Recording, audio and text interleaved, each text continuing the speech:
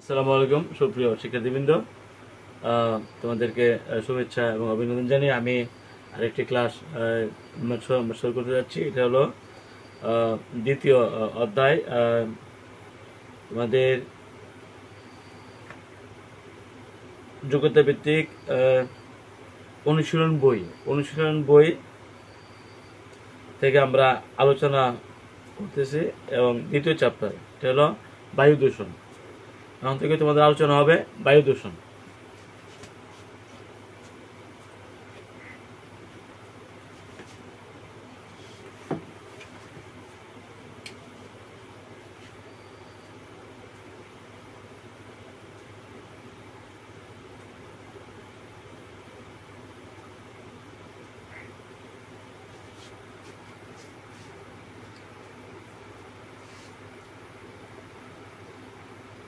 সেখানে তোমরা যে চ্যাপ্টার, সেখানে আমরা পদার্থ সম্পর্কে কিছু আইডিয়া আমি মনে করি আগে ওদের দেওয়ার প্রয়োজন। আমরা জানি কঠিন পদার্থের যে অবস্থান আসলে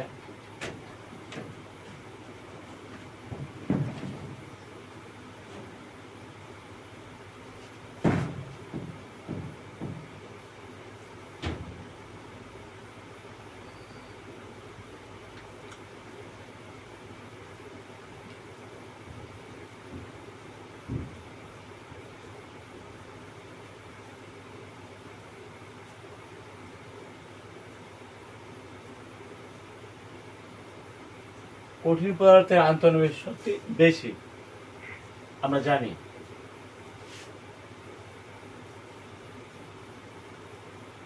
কিন্তু তরল পদার্থের আন্তঃনিবেশ শক্তি কম।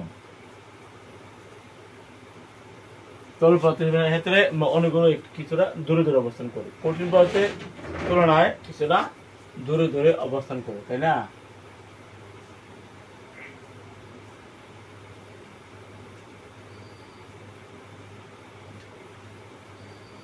কঠিন পদার্থ,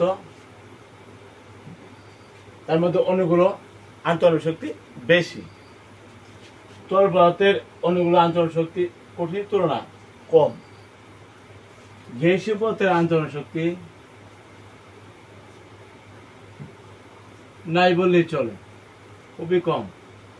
অনেকগুলো বেশি দূরে দূরে অবস্থান করে। আমরা কি বলতে পারি? গ্যাসীয় পদার্থের অনেকগুলো আন্তঃনিবেশ শক্তি সবচেয়ে কম, তরলের আন্তঃনিবেশ শক্তি কঠিনের তুলনায় কম। কঠিন পদার্থের অনেকগুলো আন্তঃনিবেশ শক্তি সবচেয়ে বেশি, তাই না? সেই সম্পর্কে আমাদের কণার গতি তত্ত্ব যখন আমরা আলোচনা করবো, এই পদার্থ সম্পর্কে আইডিয়া থাকা প্রয়োজন। কঠিন, তরল এবং গ্যাসীয় বা বায়বীয় পদার্থ, ঠিক আছে?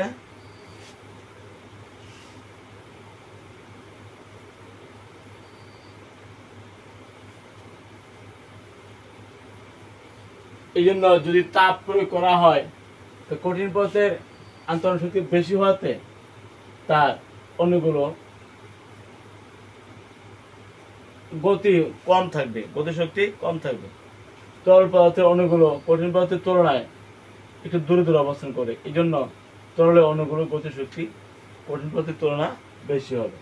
গ্যাসীয় পদার্থের অনেকগুলোর মধ্যে আকর্ষণ নেই বললে চলে, এই জন্য তাদের গতিশক্তি সবচেয়ে বেশি হবে। এই তত্ত্বকে বলা হয় কণার গতিতত্ত্ব। কণার গতিতত্ত্ব। শিক্ষার্থীবৃন্দ, এখন আমরা আলোচনা করবো ব্যাপন।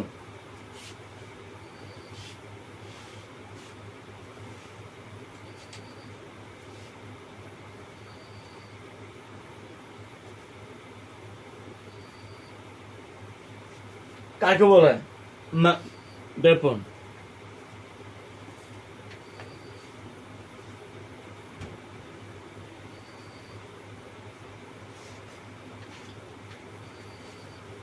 ব্যাপন হলো কোনো মাধ্যমে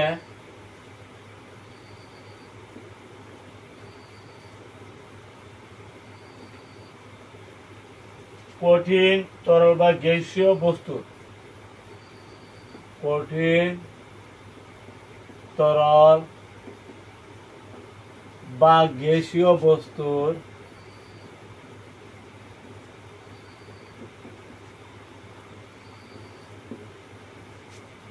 স্বতঃস্ফূর্ত ও সমভাবে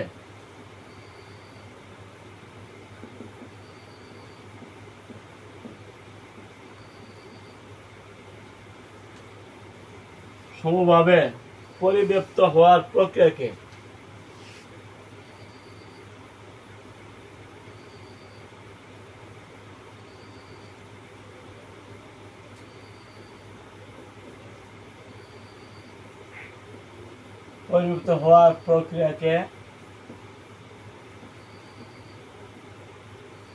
ব্যাপন বলে।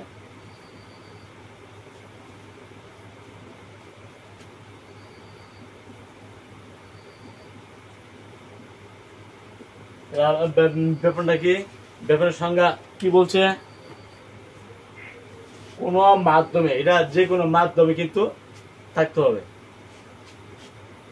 কঠিন তরল বা গ্যাসীয় বস্তুর, যে বস্তুরা এটা কঠিন হইতে পারে, তরল হইতে পারে, গ্যাসীয় বস্তু হইতে পারে, তার স্বতঃস্ফূর্ত বা সম্ভবভাবে পরিব্যাপ্ত হওয়ার প্রক্রিয়াটাকে বলা হয় ব্যাপন। তাহলে ব্যাপন হলো একটা প্রক্রিয়া যার মাধ্যমে কোনো মাধ্যমের সহায়তায় কঠিন বস্তু বা তরল বস্তু বা গ্যাসীয় বস্তুর সমভাবে পরিব্যাপ্ত হওয়ার, স্বতঃস্ফূর্ত এবং সমভাবে পরিব্যাপ্ত হওয়ার প্রক্রিয়াকে ব্যাপন বলা হয়। ঠিক আছে? ব্যাপন কাকে বলে? কোনো মাধ্যমে কঠিন তরল বা গ্যাসীয় বস্তুর স্বতঃস্ফূর্ত ও সমভাবে পরিব্যাপ্ত হওয়ার প্রক্রিয়াকে ব্যাপন বলে। তাহলে এই যে ব্যাপন, আন্তঃআণবিক আকর্ষণ তথা ঘনত্ব কম হলে ব্যাপন দ্রুত হবে।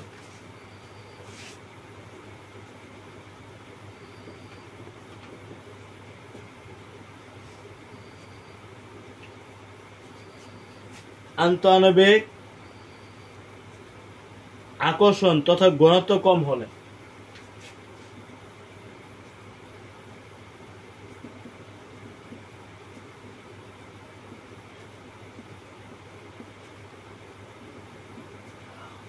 হলে ব্যাপন দ্রুত হয়। কি বলছে এখানে? আন্তঃআণবিক আকর্ষণ, আমরা জানি আন্তঃআণবিক কঠিনের বেশি, তরলের কম, গ্যাসের মধ্যে আরো কম না? তা আন্তঃআণবিক শক্তি আকর্ষণ, আন্তঃআণবিক আকর্ষণ তথা ঘনত্ব, আন্তঃআণবিক আকর্ষণ বা ঘনত্ব যদি কম হয় তাহলে কিন্তু ব্যাপন দ্রুত হবে। ঠিক আছে? আন্তঃআণবিক আকর্ষণ বা ঘনত্ব যদি কম হয়, আন্তঃআণবিক আকর্ষণ বা ঘনত্ব যদি কম হয় তাহলে ব্যাপন দ্রুত হবে। ঠিক আছে? মানে ঘনত্ব কম হলে ব্যাপন দ্রুত হবে। তাহলে তুমি বলো, এই কঠিন বস্তুর ব্যাপন দ্রুত হইব, না তরল বস্তুর ব্যাপন দ্রুত হইব, নাকি গ্যাসীয় বস্তুর ব্যাপন দ্রুত হইব? তাহলে ঘনত্বের উপরে এটা ডিপেন্ড করতেছে। ঘনত্ব যদি কম হয় তো ঘনত্ব কম কার? এটা ঘনত্ব বেশি না, এটা ঘনত্ব কম, এটা ঘনত্ব আরো কম। তাহলে বোঝা গেলে এই বস্তুটার ব্যাপন হবে বেশি, তাই না? এই বস্তুটা ব্যাপন হবে, তবে এটার তুলনা কম, যেহেতু আন্তঃআণবিক আকর্ষণ এটার তুলনা বেশি। আবার এটার আন্তঃআণবিক সাথে আরো বেশি, মানে এটার ঘনত্ব বেশি। ঘনত্ব যদি বেশি হয় তখন কি ব্যাপন কম হইব, ঘনত্ব যদি কম হয় তখন ব্যাপন বেশি হইব। ঠিক আছে? একথা এখানে বলছে আন্তঃআণবিক আকর্ষণ তথা ঘনত্ব। আন্তঃআণবিক আকর্ষণ কিন্তু আসলে মানে ঘনত্ব, এই যে ঘনত্ব এটা যদি কম হয় তাহলে কিন্তু ব্যাপনটা দ্রুত হইব। আমাদের দেখতে হবে কোন বস্তুটার ঘনত্বটা বেশি, কোন বস্তুর ঘনত্ব কম। যার কম তার ব্যাপন বেশি। এই তিন পদার্থের মধ্যে আকর্ষণ কম কার? এটার, বা ঘনত্ব কম এটার, এটার ব্যাপন বেশি। এই পাত্রে ব্যাপন কম, যেহেতু এটা আকর্ষণ এটা থেকে একটু বেশি। এটা আরো কম হইব, কারণ এটার আকর্ষণ এটা থেকে আরো বেশি। আকর্ষণ বেশি মানে ঘনত্ব বেশি। ঘনত্ব যদি বেশি হয় তাহলে এটা ব্যাপন কম হইব, তাই না? আমরা এই কথা কিন্তু আন্তঃআণবিক আকর্ষণ বা ঘনত্ব, আন্তঃআণবিক আকর্ষণ বা ঘনত্ব যদি কম হয়ে যায় তাহলে ব্যাপন দ্রুত হবে, মানে ব্যাপনটা তাড়াতাড়ি হবে, নাকি? সুপ্রিয় শিক্ষার্থীবৃন্দ, আমরা একটা পয়েন্ট আলোচনা করলাম। তারপরে বলছে আণবিক ভর বেশি হলে ব্যাপন হার কম হয়।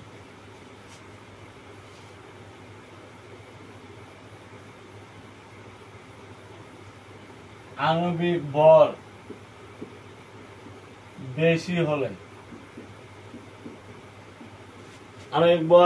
বেশি হলে ব্যাপন হার কম হয়।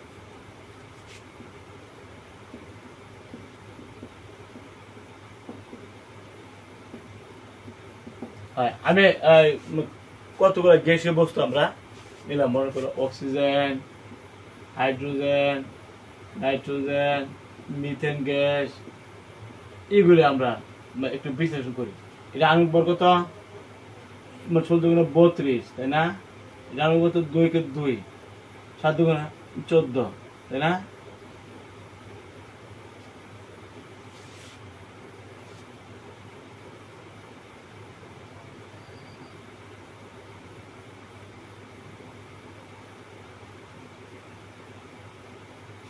এটা পারমাণবিক ভর হলো 14 আর হলো 2, তার মানে 28, আর হলো 12, 4 হলো 16। তুমি বলো, এই যে কতগুলো গ্যাস আমি নিলাম, অক্সিজেন, হাইড্রোজেন, নাইট্রোজেন, মিথেন, এই 4 প্রকার গ্যাসের মধ্যে আণবিক ভর কার বেশি? মনে অক্সিজেনের, তাই না? অক্সিজেন হলো 32, হাইড্রোজেনের 2 নাইট্রোজেনের 14×28 পারমাণবিক ভর।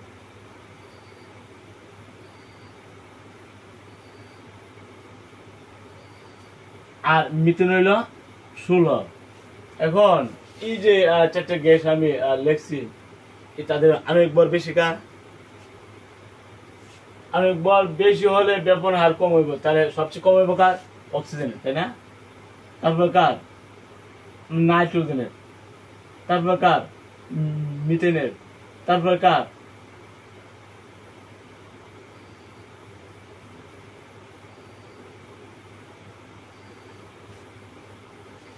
আণবিক ভর যদি বেশি হয় তাহলে ঘনত্ব সমান কি আমরা জানি? m/v, তার মানে ভর বাই আয়তন। এখন আণবিক ভর মানে ভর যদি বেশি হয় তাহলে ঘনত্ব বেশি, ঘনত্ব যদি বেশি হয় তাহলে ব্যাপন হার কম হবে। আর ঘনত্ব যদি কম হয় তাহলে ব্যাপন হার দূরত্ব, তার মানে ঘনত্ব কম হবে কার? সবচেয়ে কম হবে হাইড্রোজেন, যেহেতু হাইড্রোজেন আণবিক ভর 2 মাত্র, তাইলে এটা সবচেয়ে বেশি হবে না? সবচেয়ে কম হবে কার? অক্সিজেনের। এই কথা মোতাবেক আমাদের প্রথম কথা বলছে আন্তঃআণবিক আকর্ষণ তথা ঘনত্ব যদি কম হয় ব্যাপন দ্রুত হবে, তাহলে এখানে ব্যাপন বেশি তাড়াতাড়ি হবে কোনটা? হাইড্রোজেনের, তাই না? এরপর কার? মিথেনের, এরপর কার? নাইট্রোজেনের, এরপর কার? অক্সিজেনের। এভাবে কিন্তু আমরা বিচারটা করি। যেহেতু ঘনত্ব রো সমান m/v, ভর বাই আয়তন হলো ঘনত্ব, তাহলে ভর যদি বাড়ে তাহলে ঘনত্ব বাইরে যাবো। ভর যার কম তার ঘনত্ব কম, ঘনত্ব যদি কম হয় তাহলে ব্যাপন দ্রুত হবে। তাহলে বোঝা গেল এখানে সবচেয়ে বেশি ব্যাপন হবে হাইড্রোজেনের, যেহেতু তার ভর কম মানে ঘনত্ব কম, ঘনত্ব মানে কম মানে তার ব্যাপন বেশি তাড়াতাড়ি হবে। তারপর কার?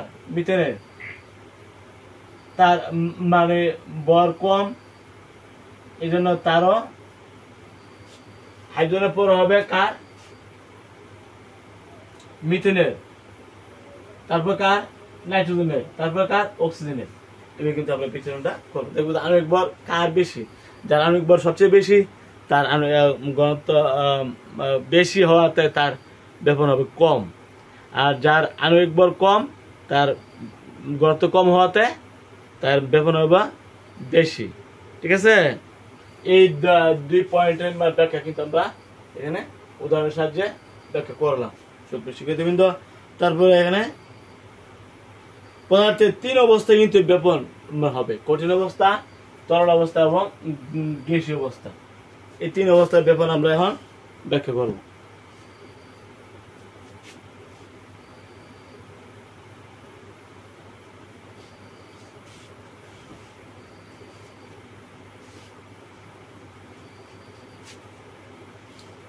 কঠিন পদার্থের ব্যাপনের উদাহরণ।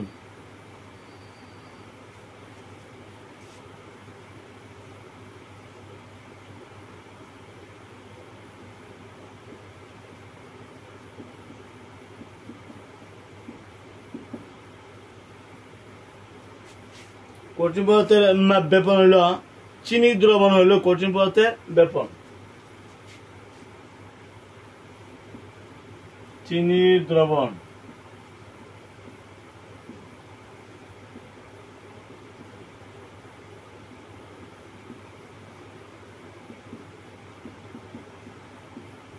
কঠিন পদার্থের ব্যাপন।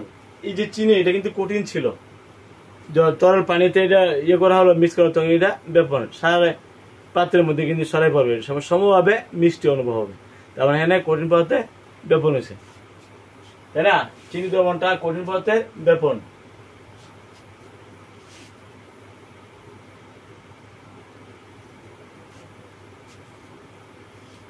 তরল পদার্থের ব্যাপন,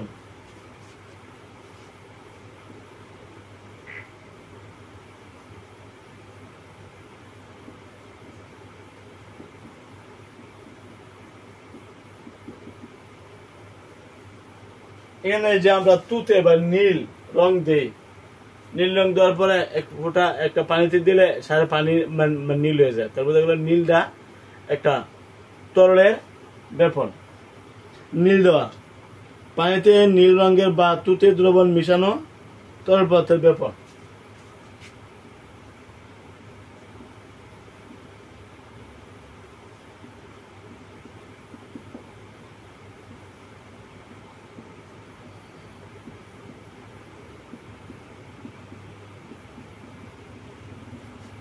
তুতে মেশানো তরল পদার্থের ব্যাপন।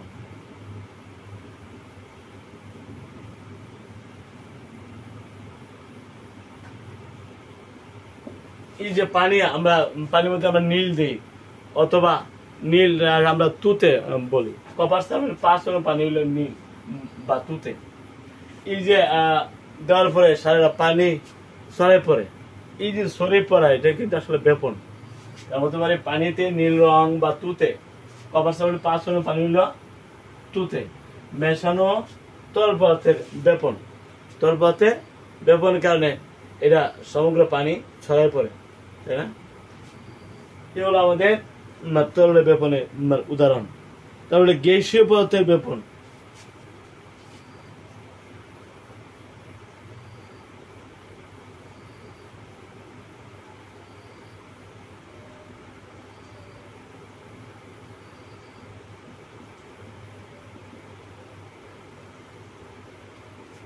গ্যাসীয় পদার্থের ব্যাপনটা কি?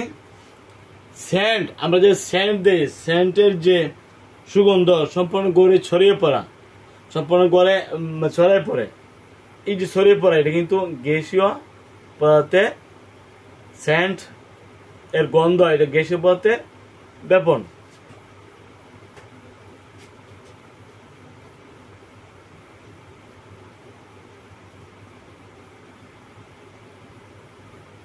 সেন্ট দেওয়া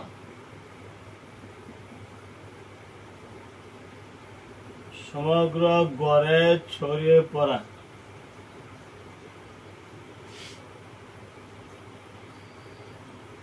গ্যাসীয় পদার্থের ব্যাপন। গ্যাসীয় পদার্থের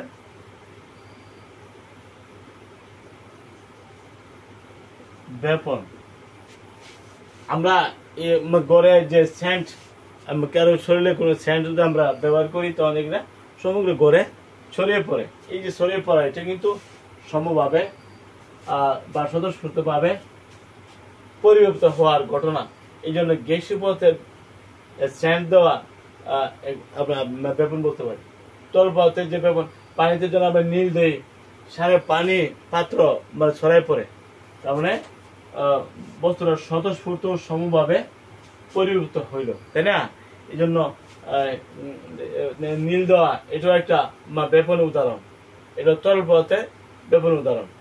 এই যে সেন্ট গন্ধ দেওয়া এটা কিন্তু গ্যাসীয় বস্তুর ব্যাপনের উদাহরণ। এগুলিও সেন্ট দেওয়া গ্যাসীয় বস্তুর স্বতঃস্ফূর্ত ও সমভাবে পরিবর্তিত হওয়ার ঘটনা। এই জন্য গড়ে স্যান দেওয়া মানে একটা ব্যাপন প্রক্রিয়া। পানিতে নীল দেওয়া, একটা পাত্রের মধ্যে নীল দেওয়া, এটা ব্যাপনের প্রক্রিয়া। তারপরে চিনি পানিতে একটা পাত্রে গ্লাসে চিনি নিলামও, চিনি দ্রবণ তৈরি করলাম, এটা কিন্তু একটা ব্যাপনের প্রক্রিয়া। কারণ চিনি দেওয়ার পরে সমগ্র যে গ্লাস বা পাত্রের মধ্যে ছড়ায় পড়ে মিষ্টি সমভাবে। তাহলে আমাদের সংকেতে বলছে কোন মাধ্যমে কঠিন তরল বা গ্যাসীয় বস্তুর এই যে উদাহরণ, এটা হলো কঠিন বস্তু, চিনি দ্রবণ হলো কঠিন বস্তুর সমভাবে পরিবর্তিত হওয়ার ঘটনা বা প্রক্রিয়া। আর তরল পদার্থের মধ্যে নীল দেওয়া সমভাবে পরিবর্তিত হওয়ার প্রক্রিয়া। এই যে সেন্ট, এটি কিন্তু সমভাবে পরিবর্তিত হওয়ার প্রক্রিয়া। এই জন্য এইগুলি আমরা বিভিন্ন ব্যাপন হিসেবে উদাহরণ হিসেবে ব্যবহার করেছি। কোনোটা কঠিন পদার্থের, কোনোটা তরলের, কোনোটা গ্যাসীয় বস্তুর। ঠিক আছে সুপ্রিয় শিক্ষার্থীবৃন্দ, আমরা ব্যাপনের সংজ্ঞা জানলাম। কোন মাধ্যমে কঠিন তরল বা গ্যাসীয় বস্তু, এটা আমরা উদাহরণ দিয়েছি কঠিন, তরল এবং গ্যাসীয়, তিনটা উদাহরণ আমরা দিয়েছি। বস্তু স্বতঃস্ফূর্ত ও সমভাবে পরিবর্তিত হওয়ার প্রক্রিয়াকে ব্যাপন বলে। ঠিক আছে, আমরা তিনটা উদাহরণে আমরা লক্ষ্য করেছি কঠিন পদার্থের যে উদাহরণ চিনি দ্রবণ, এটা সমভাবে পরিবর্তিত হইল, এই জন্য এটা চিনি দ্রবণ বা শরবত তৈরি করা, এগুলি কঠিন পদার্থের ব্যাপন। তরল নীল, আমরা নীল দিই, একটা পাত্রের মধ্যে পানি নিয়ে আমরা নীল দিই, নীলটা সমগ্র এই জাতের যে উদাহরণগুলো সবগুলো হলো তরলের ব্যাপন। আমরা যে সেন্টের উদাহরণ আমরা পেয়েছি, সেন্টের মতো এই জাতের গ্যাসীয় বস্তুর আরো যে উদাহরণগুলো সবগুলো কিন্তু গ্যাসীয় পদার্থের ব্যাপন। ঠিক আছে, আমি আশা করি কঠিন, তরল এবং গ্যাসীয় পদার্থের ব্যাপন এবং ব্যাপনের সংজ্ঞা উদাহরণ তোমাদেরকে ব্যাখ্যা করতে সমর্থ হয়েছি। এখন আমরা ব্যাপনের হার আলোচনা করব। ব্যাপনের হার,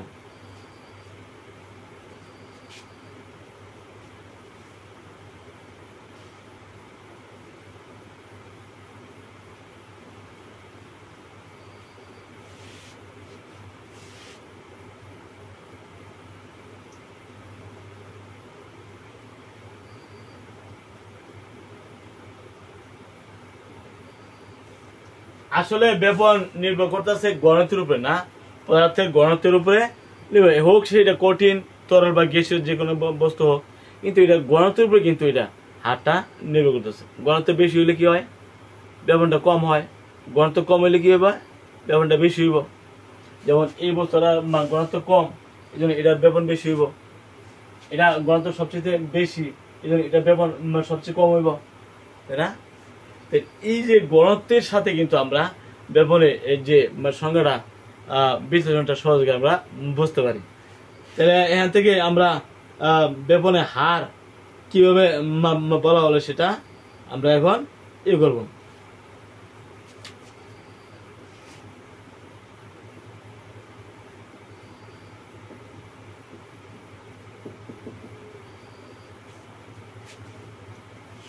ব্যাপনের হার সকল পদার্থ ক্ষুদ্র ক্ষুদ্র অণু সমন্বয়ে গঠিত।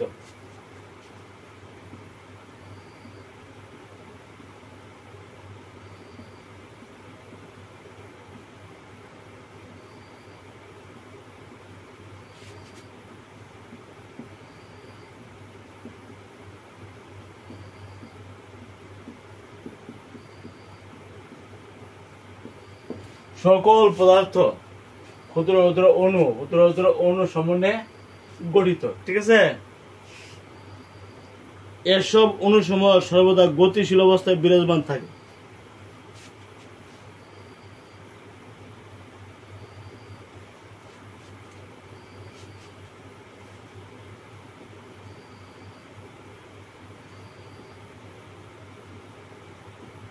সর্বদা গতিশীল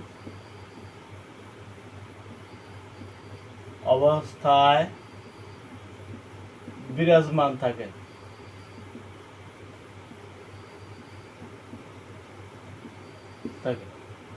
এখন কি বলছে, ব্যাপনের হারের মধ্যে সকল পদার্থ ক্ষুদ্র ক্ষুদ্র অণু সমন্বয়ে গঠিত। এইসব অণুসমূহ সর্বদা গতিশীল অবস্থায় বিরাজ করে, হোক সেইটা কঠিন, হোক সেইটা তরল, হোক সেইটা গ্যাসীয়, তাদের গতিশীল অবস্থা কিন্তু বিরাজমান থাকে। আর যদি এটা কঠিন হয় তাহলে তার গতিটা একটু কম হবে, যদি এটা তরল হয় তাহলে কঠিনের তুলনায় তরলের অনুসরণ গতি একটু বেশি, যেহেতু আকর্ষণ কম। এই জন্য গ্যাসীয় অনুসরণের আন্তঃ শক্তি খুবই কম, এই জন্য সবচেয়ে গতি বেশি হবে গ্যাসীয় অবস্থা। অনুসরণ সর্বদা গতিশীল অবস্থায় বিরাজমান থাকে।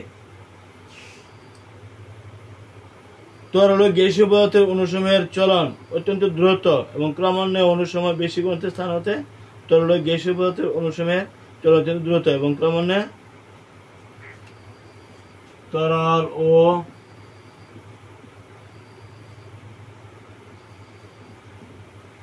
গ্যাসীয় পদার্থের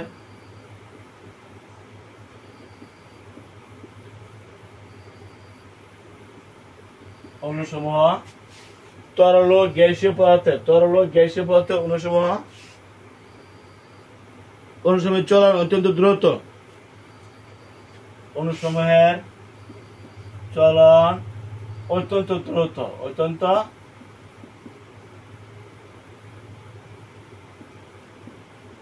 দ্রুত এবং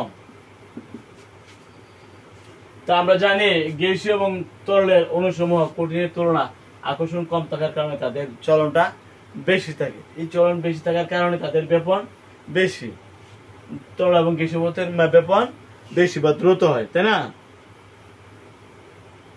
চলন দ্রুত এবং ক্রমান্বয়ে অনুসময় বেশি এবং ক্রমান্বয়ে অনুসমূহ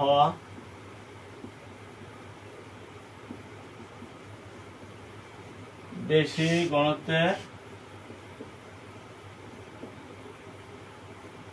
এলাকা থেকে কম ঘনত্বের এলাকায় ছড়িয়ে পড়ে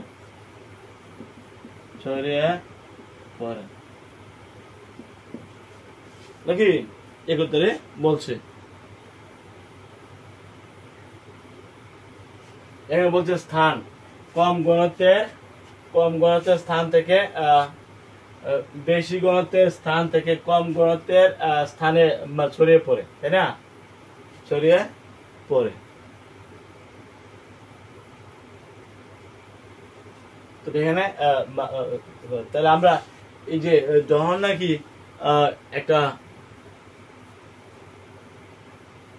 বস্তুর মধ্যে ব্যাপন ঘটানো হয় তখন প্রথমে বেশি ঘনত্বের এলাকা স্থান থেকে কম ঘনত্বের স্থানে প্রক্রিয়াটা শুরু হয় এবং সমগ্র এলাকায় বা স্থানে ব্যাপন সমভাবে পরিবর্তন না হওয়া পর্যন্ত এটা কিন্তু বেশি ঘনত্বের স্থান থেকে কম ঘনত্বের স্থানে কিন্তু ব্যাপনটা প্রক্রিয়াটা চলতে থাকে, তাই না? এই যে চলা, এটাই হলো ব্যাপনের হার, বুঝছো? ছড়িয়ে পড়ে কোন বস্তুর অধিক ঘনত্বের স্থান হতে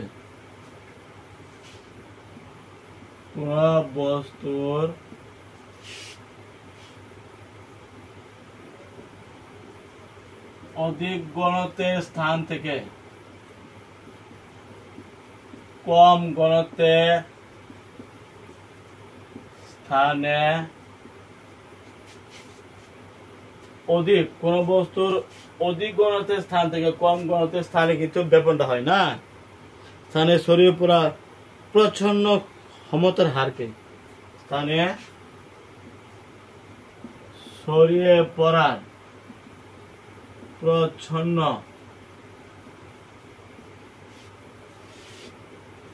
ক্ষমতার হারকে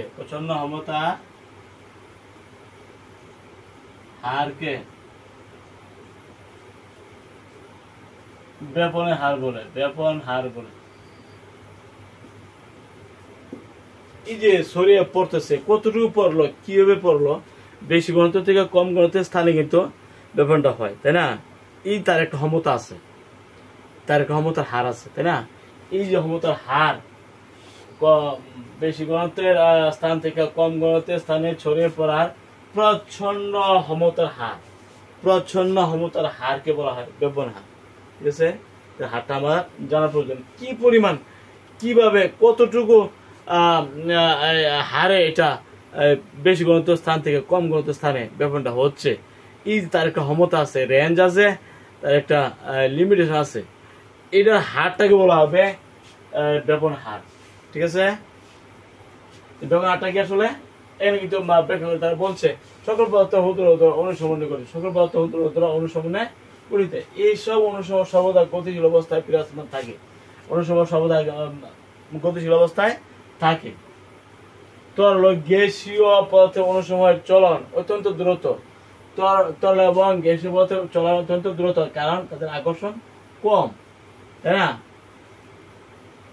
এবং ক্রমান্বয়ে অনুসময় বেশি ঘনত্বের এলাকা থেকে বা স্থান থেকে কম ঘনত্বের স্থানে ছড়িয়ে পড়ে, তাই না? এই যে অনুসময় মধ্যে যে ব্যাপনটা হয়, তার মধ্যে গ্যাসীয় এবং তরলের ব্যাপনটা বেশি হয়, তাই না? এটা কি হয়? ক্রমান্বয়ে অনুসময় বেশি ঘনত্বের স্থান থেকে বা এলাকা থেকে, বেশি ঘনত্বের স্থান বা এলাকা থেকে কম ঘনত্বের স্থান বা এলাকায় কিন্তু ব্যাপনটা ছড়িয়ে পড়ে। বেশি ঘনত্বের স্থান থেকে কম ঘনত্বের স্থানে ব্যাপন ছড়িয়ে পড়ে, তাই না? লিমিটেশন কিন্তু আছে। গ্যাসীয় তরল বেলা এক ধরনের, আর কঠিন পদার্থ বেলা এক ধরনের, এটা আমরা জানি।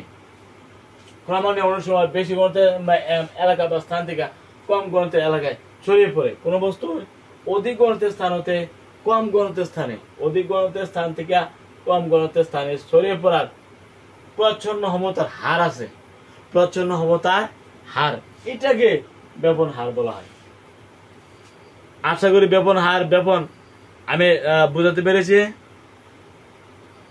আগামী ক্লাসে আমন্ত্রণ জানিয়ে তোমাদের এখানে আমি শেষ করছি।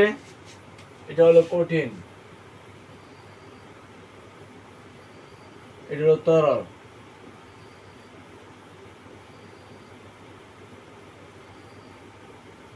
গ্যাসীয়। ঠিক আছে, তো এই পর্যন্তই ব্যাপন আলোচনা এইখানে আমি শেষ করলাম। আগামী ক্লাসে আমন্ত্রণ জানিয়ে বিদায় নিলাম। আলহামদুলিল্লাহ, সবাই ভালো থাকো।